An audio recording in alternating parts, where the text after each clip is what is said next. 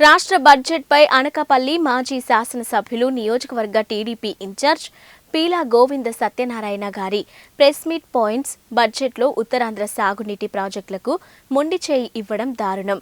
ఇక వైకాపా హయాంలో తీసుకువచ్చిన ప్రతి స్కీమ్ ఓ స్కామ్గా మారిపోయింది. ఆర్థిక మంత్రి బుగ్గన బడ్జెట్ అంతా అంకెల గారడి ఉంది.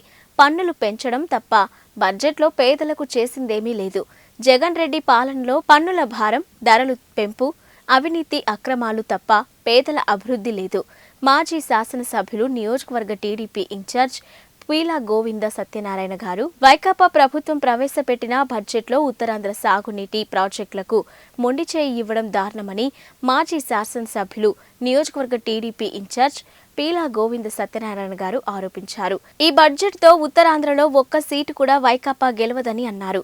వైకాపా హయాంలో తీసుకువచ్చిన ప్రతి స్కీమ్ ఓ స్కామ్గా మారిపోయిందని ఆరోపించారు. ఆర్థిక మంత్రి బుగ్గన బడ్జెట్ అంతా అంకెల గారడి ఉందని అన్నారు. జగన్ రెడ్డి పాలనలో పన్నుల భారం, ధరలు పెంపు, అవినీతి అక్రమాలు తప్ప పేదలకు అభివృద్ధి లేదని ఆరోపించారు.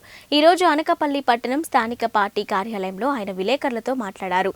75,000 కోట్ల బీసీల సబ్ ప్లాన్ నిధులను దారి మళ్లించి లక్షలాది బీసీలకు తీవ్ర అన్యాయం చేశాడని ఆరోపించారు.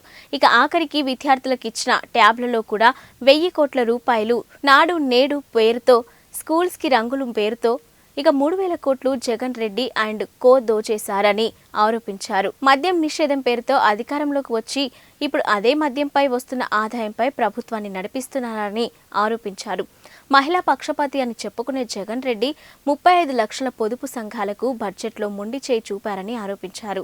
ఈ బడ్జెట్లో వైకాపా శ్రేణులకు తప్ప పేదలకు చేసిందేమీ లేదు అని ఆరోపించారు. ఈ కార్యక్రమంలో పార్టీ నాయకులు, కార్యకర్తలు, అభిమానులు తదితరులు పాల్గొన్నారు. నమస్కారం. నిన్న మన ఆంధ్రప్రదేశ్ అసెంబ్లీలో ఫైనాన్స్ బిల్లు ప్రవేశపెట్టారు. ఆ బిల్లు చూస్తుంటే చాలా హాస్యాస్పదంగా ఉంది. ఒక అవగాహన మంత్రి ఎవడు కూడా ఆలోచన చేయడు. ఈయన ఎంతసేపు మన ఫైనాన్స్ మినిస్టర్ స్టేటస్ ఏంటంటే ఆయన గురువు ఏంటంటే లిక్కర్ మాఫియా. ఈ రోజున ఆంధ్ర రాష్ట్రాన్ని పీడిస్తున్న పనికిమాల బ్రాండ్ అని కూడా ఈ బొగ్గన రాజేంద్ర రెడ్డి గారి. ఈయన ఎంతసేపు ఆ లిక్కర్ గురించి మాఫియా చూసుకోవడం, ఆయన సొంత బ్రాండ్లు బొంబొం బీర్ కూడా అయిందే. ఆయన బ్రాండ్లు ప్రమోట్ చేసుకోవడానికి ఫైనాన్స్ మినిస్టర్ కొనసాగుతున్నాడు తప్ప రాష్ట్ర బడ్జెట్ మీద ఒక అవగాహన లేని వ్యక్తి. దేశ చరిత్రలో ఎక్కడా లేని పరిస్థితి ఈరోజు ఆంధ్ర రాష్ట్రానికి తీసుకొచ్చారు ఈ వైఎస్ జగన్మోహన్ రెడ్డి.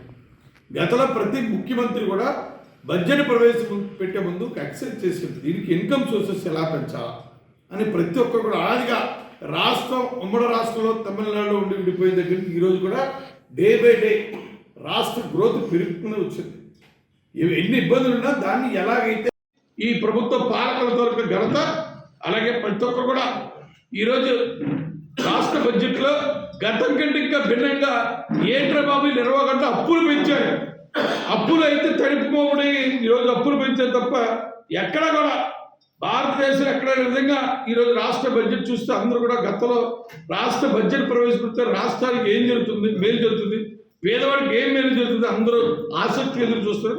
ఈరోజు రాష్ట్ర బడ్జెట్ గురించి న్యూస్ పేపర్లు వచ్చిన చదవడానికి కూడా అందరికీ అసహ్యం చేసే పరిస్థితి. నియోజకవర్గం ప్రాతినిధ్యం వహిస్తున్న ఎమ్మెల్యేగా, మంత్రిగా కూడా క్యాబినెట్లో ఆ మంత్రికి ఏమైనా జ్ఞానం ఉందా?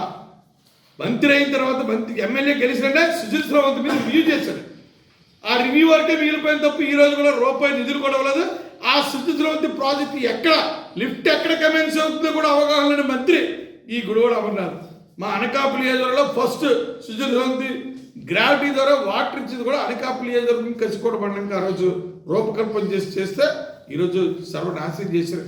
ఇరిగేషన్ వ్యవస్థ ఎక్కడ కూడా రిపేర్ లేవు, పొడుగు తీయడానికి కూడా డబ్బులు ఇవ్వలేదు, బడ్జెట్లో లేదు. అలాగే గ్రోయిన్స్ కూడా పలుమార్లు మొరపెట్టుకున్న రైతులు దానిపై కూడా స్పందించలేదు.